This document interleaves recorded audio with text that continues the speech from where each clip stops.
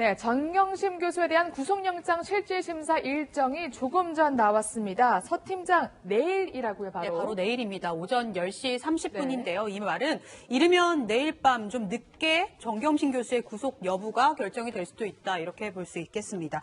현재 정경심 교수가 받고 있는 혐의는 크게 11가지죠. 그런데 변수가 있습니다. 바로 건강 문제인데 최근 정경심 교수의 변호인들은 뇌경색이나 이런 것들 건강 문제로 호소하고 있지 않습니까? 이렇기 때문에 이 구속 여부에서도 이 건강 여부가 변수로 작용할 것으로 보입니다. 앞선 그 조사에서 정경심 교수 측은 대부분의 혐의를 부인한 것으로 알려졌기 때문에 내일 구속영장 심사에서도 역시 검찰과 변호인단 측에 굉장히 치열한 법적 공방이 예상됩니다. 네.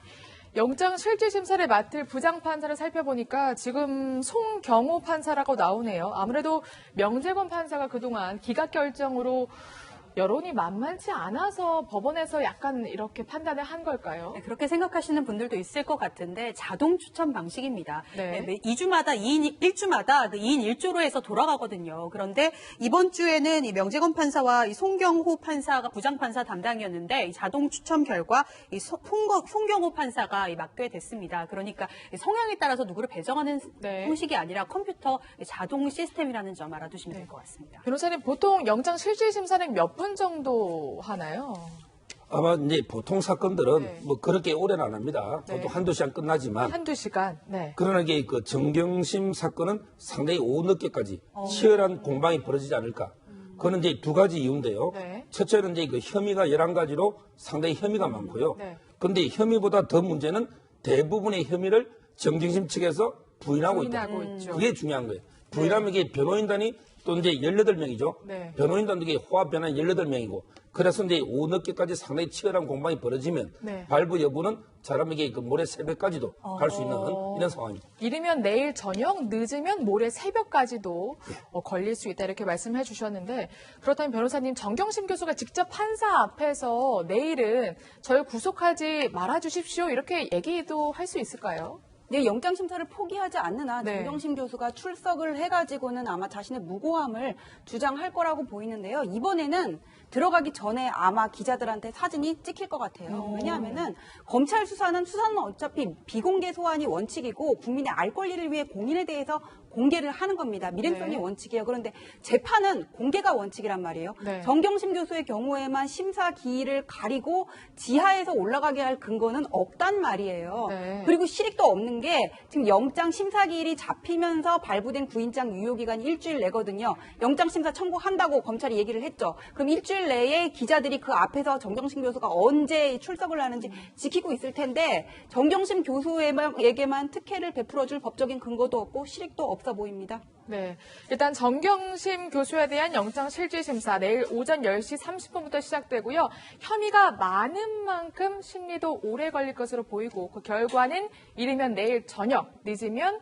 모레 새벽 접하실 수 있을 것 같습니다.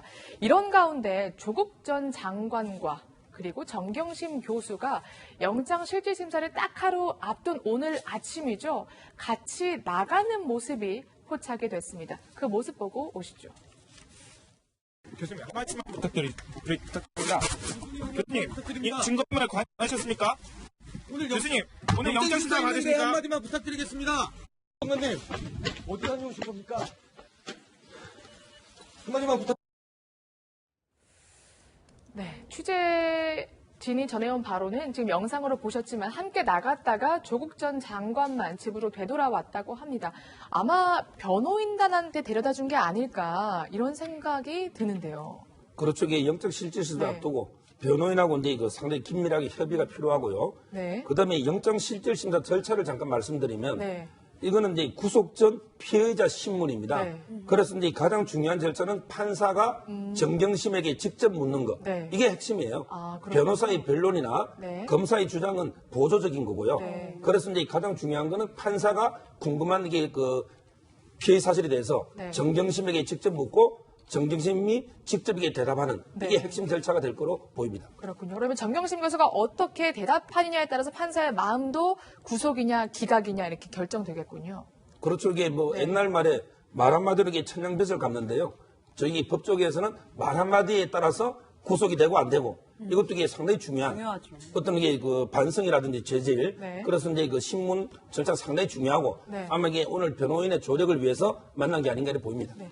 아마 포토라인에서 어떤 말을 할지 이러한 부분도 변호인과 상의를 하지 않을까 싶기도 한데요. 포토라인에서는 성실하게 뭐 심사에 조사가 아니니까 심사에 응하겠습니다 한다던가 그냥 아무 말도 하지 않고 들어갈 것 같습니다. 저기서 괜히 기자들 질문에 답해봤자 결국 이게 또 나한테 화살이 돼서 돌아올 네. 수가 있으니까 이제까지 모든 사람들이 그랬잖아요. 네, 대부분의 사람들이 그랬죠. 그래서 아무 말도 하지 않고 들어갈 것이다. 이렇게 또 추정까지 해주셨는데 그러면 정경심 교수의 변호인이 어제 입장을 내놨습니다. 어떻게 내놨는지 한번 살펴볼까요? 입시 문제는 인턴 활동 내용 및 평가 등에 관한 것으로 재판 통해 해명하겠다 이렇게 밝혔고요. 특히 사모펀드 관련해서 오촌 조카와 동일시하고 있다 검찰이 오촌 조카의 잘못을 더 씌운 거다.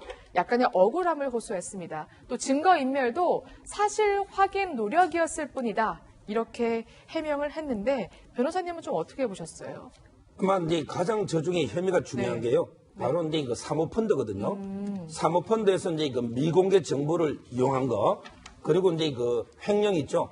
WFM에서 이제 그 10억 정도. 네. 이게 그 법정이 제일 높아요. 네. 그래서 이제 그 가장 중요한 사모펀드에 대해서는 오촌 조카, 네. 조범동 씨가 모든 걸 이게 다 했고, 본인은 이게 오히려 피해자다. 네. 조범동에게 쏘가서 피해를 봤다. 네. 이게 아마 변호사의 전략 같고요. 네. 그리고 이제 그 구속 여부에서는 증거인멸.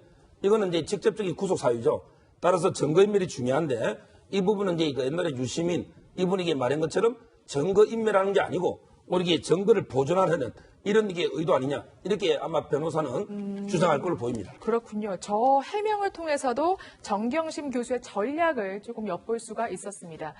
검찰이 정경심 교수에게 적용한 혐의 일단 11개죠. 그런데 그 중에는 조국 전 장관을 공범으로 겨누고 있는 혐의가 있다고 하는데요. 서 팀장 어떤 혐의인가요? 크게 4가지 정도로 볼 수 있는데 쉽게 말해서 먼저 입시 비리 혐의 관련해서입니다. 네. 사실 키스트와 서울대 인턴 활동 증명서를 허위로 발급해서 입시에 제출하고 또 활용한 의혹을 정경심 교수가 받고 있지 않습니까? 그런데 이 과정에서 이 조국 장관이 인턴 증명서를 발급하는 과정 혹은 활용하는 과정을 공유했을 의혹, 그 가능성이 제기되고 있고요.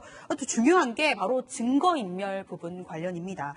사실 기자간담회에서, 그러니까 인사청문회를 앞두고 기자간담회에서 조 전 장관이 운영 보고서를 하나 들고 오면서 네. 나는 블라인드 펀드라 몰랐다, 투자처를 알 수 없었다 이렇게 이야기하지 않았습니까? 그런데 이 보고서가 인사청문회 전에 급조됐고 허위된 것으로 검찰은 보고 있습니다. 저희 채널의 취재에 따르면 실제로 코링크피 관계자가 검찰에 이렇게 진술했습니다. 인사청문회를 앞두고 윗선에서 이 보고서를 만들라는 지시가 내려왔고 실제로 정경심 교수가 몇 차례에 걸쳐서 수정을 했다는 지시를 받았다는 그런 검찰 진술이 전해지기도 했는데요.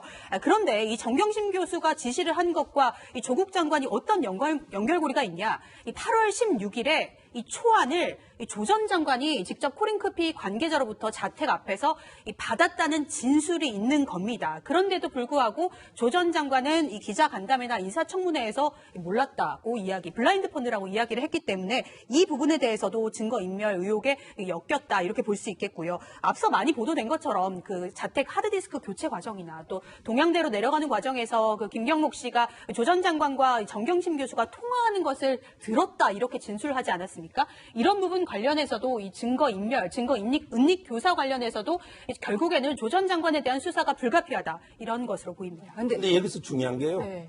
옛날에 그 조범동도 공범이다 보니까 네. 진짜 이게 중요한 거 있잖아요. 미공개 정보 이용이나 네. 범죄 수익 은닉은 조범동이 공정이 없는 걸 추가했죠. 네, 오촌 조카 말씀하시는 그렇죠. 거죠. 근데 이번에요. 정말 조국 전 장관에 대해서 중요한 혐의는요. 어떤 이게 거죠? 뺐을 가능성이 많아요. 대표적인 게 그 공직자 윤리법 있죠. 네. 거기 보면 이제 그 백지 신탁 거부죄 이런 게 있거든요.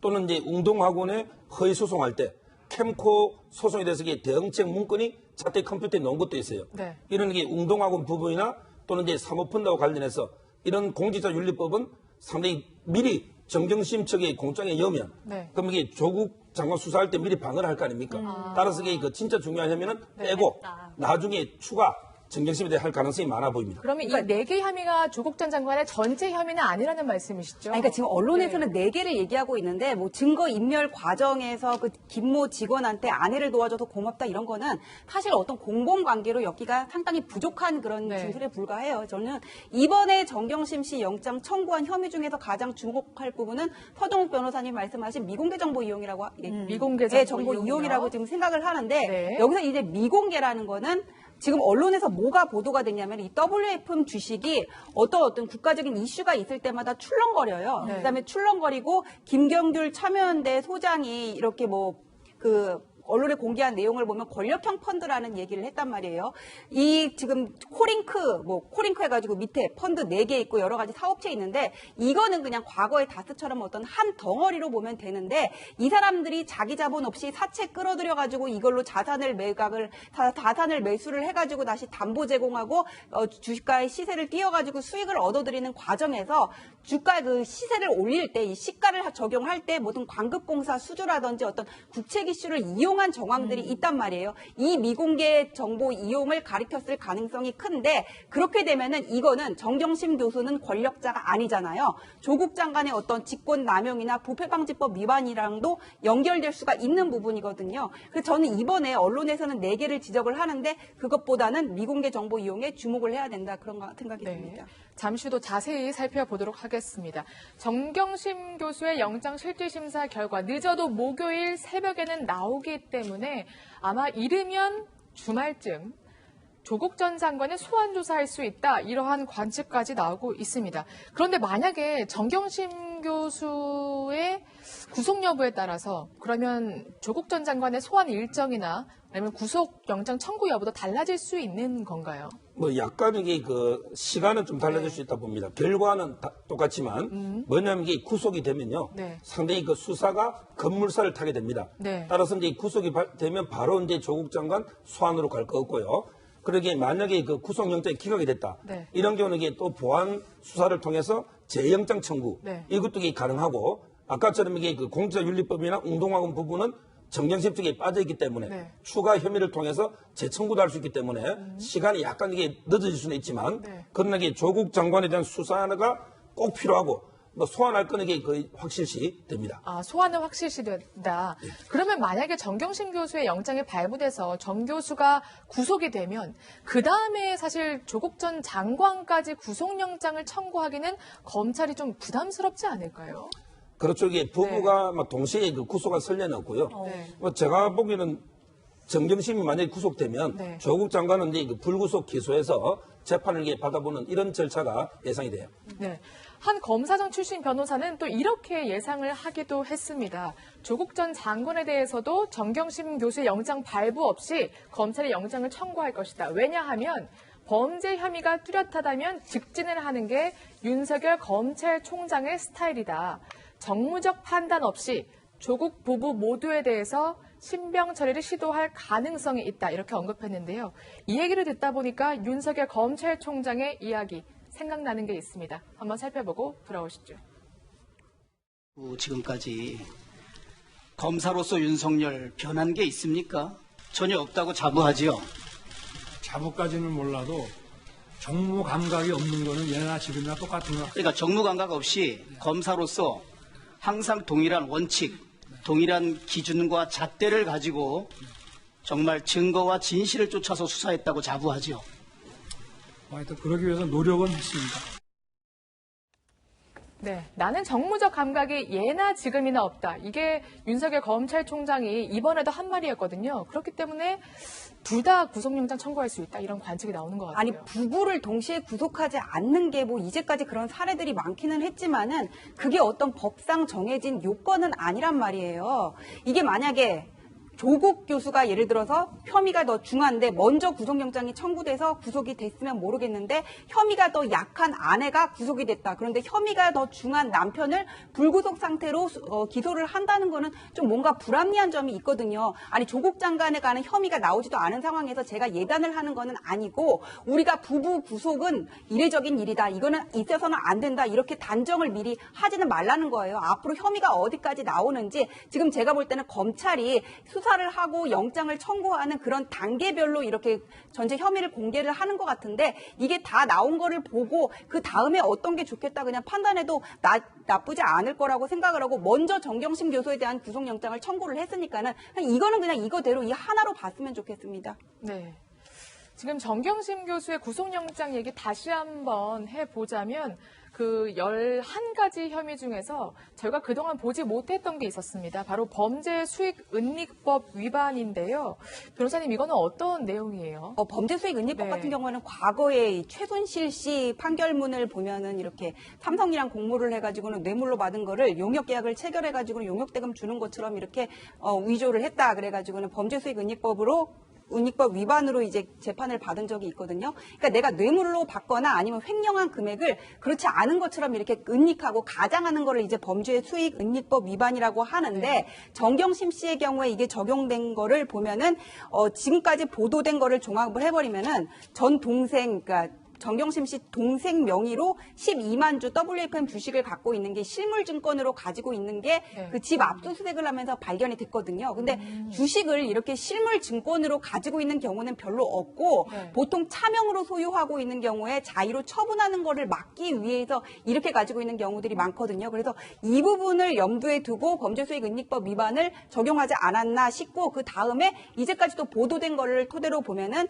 이 WFM에서 한 13억 원 정도 를 오촌 조카가 횡령을 하고 이거를 대여금 형식으로 누구한테 넘겼다 그런 내용이 오촌 조카 공소장에 나오는데 네. 이게 혹시 어떤 대여금 명목으로 정경심 씨에게 건네갔던 게 아닌가 이런 의문이 듭니다. 건네갔다면 뇌물로 볼 수 있는 겁니까? 어떻게 봐야 됩니까? 횡령 공범으로 볼 수가 공범으로 있고 그걸 보는군요. 어떤 대여하는 것처럼 네. 가장을 했다면 범죄수익은닉법 위반이 되는 거죠. 근데 사실 이때가 조국 전 장관이 민정수석으로 재직할 때여서 같이 또 연루된 게 아닌가 또 이런 의혹을 받는 혐의이기도 하잖아요. 그래서 이제 그 투기자본감시센터라고 있잖아요. 네. 상당히 그 진보센터죠. 네. 거기서 이제 그 조국 장관에 대해서 115억 뇌물로 고발했고요. 그리고 이제 280억의 부당하게 범죄 수익을 얻었다. 이렇게 고발했지 않습니까? 그 중에 하나가 이제 이 주식, WFM 주식도 나오거든요. 네. 실제 이 WFM 주식이 시세 조정 의혹을 통해서 이제 그 7,250원까지 종각한 날 그런 경우에 싸게 5,000매 만약에 뭐 12만 주를 줬다. 네. 이렇게 되면 이게 당일날 팔아도 한 1억 4천 이상 이익이 날 수 있고 이런 이제 그거는 뇌물이 아니냐.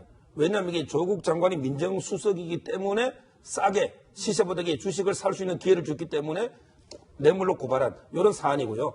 현재 검찰에서는 뇌물은 아니지만 이게 바로 이제 미공개 정보 이용하고 범죄 수익 은닉 이런 부분으로 이제 그 영장이 청구한 요 사안입니다. 네. 지금까지 정경심 교수 그리고 조국 전 장관 만약 소환 조사 된다면 혐의까지 살펴봤는데 제가 즉석에서 좀 질문 하나씩 좀 드리고 싶습니다. 어쨌든 지금 혐의가 중하다는 게 법조계의 중론이고요. 다만 정경심 교수가 건강에 좋지 않다라고 하면서 MRI나 CT 자료도 이미 제출했다. 어제 보니까 변호인이 이렇게 주장을 했더라고요. 영장 발부 여부 각각 좀 어떻게 보시는지 좀 궁금하거든요. 저는 이제 개인적으로 뭐 90% 이상 발부될 걸로 90% 이상 이상이다. 생각하는데 네. 일단 이제 요건만 보면 범죄가 중대하고 소명이 되고 그리고 이제 증거인멸이나 도주의뢰 중에 OR 둘 중에 하나만 있으면 되거든요. 네. 따라서 이게 그 증거인멸은 범죄에 들어가 있기 때문에 증거인멸은 이제 그 논의가 안 될 걸로 보이고 네. 결국 중요한 게 범죄가 중대하고 소명되는데 네. 실제 입시 비리는 최순실도 이화여대에 그 3년 실형 받았어요. 상당히 그 입시 비리는 중대한 범죄고요. 네. 그다음에 그 자본시장법도 횡령 금액이 10억이고 네. 미공개 정보들이 크기 때문에 범죄가 중대하고 소명이 됐다. 네. 따라서 법리적으로는 이제 무조건 발부돼야 되는데 문제는 이게 건강 상태인데 그것도 이제 그 선례를 봐야 되죠. 옛날에 이화여대 김경숙 교수는 항암 치료 중에 되게 됐고요. 네. 그리고 이제 그 실제 뇌종양도 창신섬유에 강금은 이게 그분도 옛날에 발부됐다가 물론 나중에 보석이 됐지만 그런 게 선례가 있고 뇌종양도 이게 그 악성이라든지 여러 가지 의학적이 있기 때문에 네. 그것만 가지고 이게 기억 사유는 안 될 걸로 보이기 때문에 개인적으로 90% 이상 발부되지 않을까 이렇게 보고 있습니다. 네, 저도 거의 발부될 것으로 보는데요. 네. 왜냐하면 지금 이게 이 시중에서 얘기가 나오고 있는 건 정경심 교수의 건강인데 이 건강 문제 관련해가지고 진단서를 검찰에 제출했음에도 불구하고 영장을 청구했단 말이에요. 만약에 어떤 선례라든지 진짜 건강상의 문제가 있었다면 검찰에선 청구하지 않았을 거라고 보고 네. 범죄 혐의의 중대성이라든지 증거 인멸 부분과 관련해서는 제가 굳이 여기서 반복해서 설명할 필요가 없을 것 같고 네. 다만 동생이 저번에 기각이 됐는데 그때 기각된 것들을 보면 뭐 주요 범죄 혐의에 대한 소명이 없다 그래서 뭔가 별건 구속으로 볼 수 있는 그런 여지가 있다고 재판부에서는 본 걸로 봐요. 네. 근데 하지만 그때는 이제 채용 비리하고 이번 조국 사건 관련해서 터진 어떤 그런 것들이 문제가 됐는데 이번에 적시된 혐의들을 보면은 정경심 씨 개인적인 문제가 아니라 그 채용 비리 같은 그런 문제가 아니라 이번에 조국 사건 터지면서 그냥 한꺼번에 나왔던 것들이거든요. 그러니까 별건으로 볼 여지도 없단 말이에요. 네. 설사 여기서 일부 범죄 중에 뭔가 소명이 안 된다고 하더라도 저번에 오촌 쪽화 영장 발부된 것들을 보면은 거기서 더하면 더했지 경한 거는 별로 없어 보이거든요. 그래서 네. 저는 당연히 영장이 발부될 거라고 봅니다. 네, 두 분 다 90% 이상 이렇게 전망해 주셨는데 일단 두 분 말씀은 여기까지 오늘 듣겠습니다. 고맙습니다. 감사합니다.